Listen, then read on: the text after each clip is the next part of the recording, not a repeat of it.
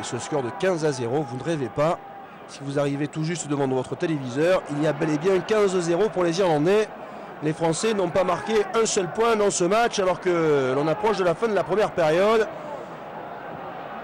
Il y a un peu le feu. Franck Ménel qui a failli se faire contrer, il récupère la balle avec un petit peu de réussite. Et là, du soutien maintenant qui est arrivé un petit peu tardivement. Les Français qui avancent. Ballon sorti. Berbizier, Andrieux, c'est là.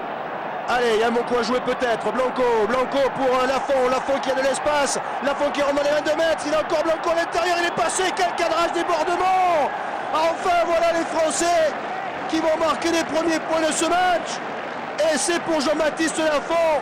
Quel numéro d'ailier de la part de Jean-Baptiste Lafont.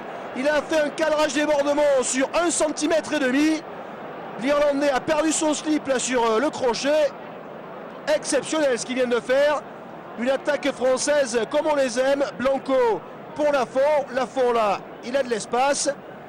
Il y a Leslie Ahern qui est en train de se replier. Regardez, hop. Le petit cadrage débordement. Et Ahern, il est allé voir dans le public s'il n'avait pas une cousine à embrasser. Et premier essai donc pour l'équipe de France.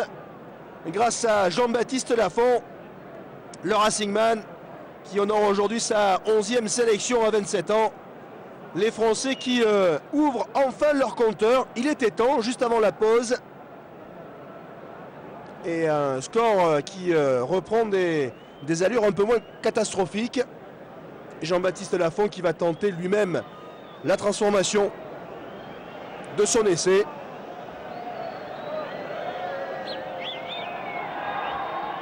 Non, ça va passer à côté. On en reste donc à 15-4 en faveur des Irlandais, mais les Français n'ont maintenant plus que 11 points de retard, alors qu'il reste...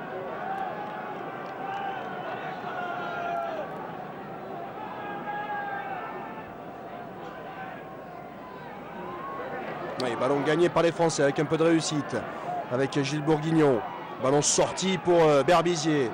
Ménel, il sautait pour Andrieux. C'est là, c'est pas mal joué.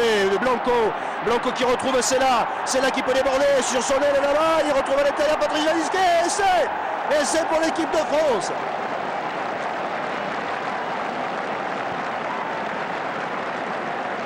Et c'est pour Patrice Lajisquet, l'ailier de Bayonne, qui va marquer le deuxième essai de l'équipe de France. Et voilà qui peut tout relancer peut-être. On va attendre la transformation de Jean-Baptiste Lafont. Et encore les trois quarts français qui vont trouver l'ouverture dans la défense irlandaise. C'est là que c'est très bien joué, qui revient à l'intérieur et qui trouve Patrice Lajisquet pour un nouvel essai pour l'équipe de France, le deuxième. La transformation à venir, qui n'est pas facile pour Jean-Baptiste Lafont.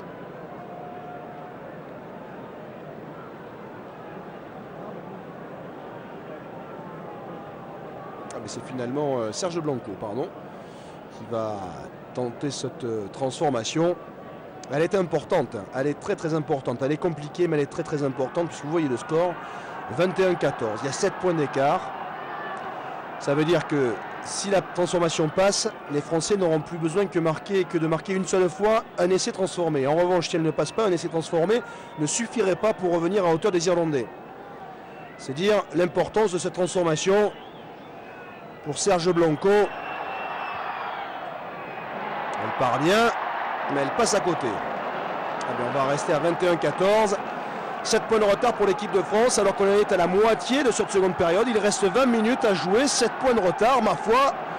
Mais c'est plus la même histoire. C'est plus du tout la même histoire. Certes, il faudra marquer à 2 reprises. Mais on sait que les Français en sont capables en 20 minutes.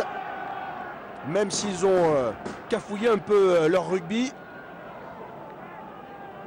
Alors que l'on revoit l'essai de Lajisquet avec Sella qui est repris, mais qui a la lucidité pour redonner.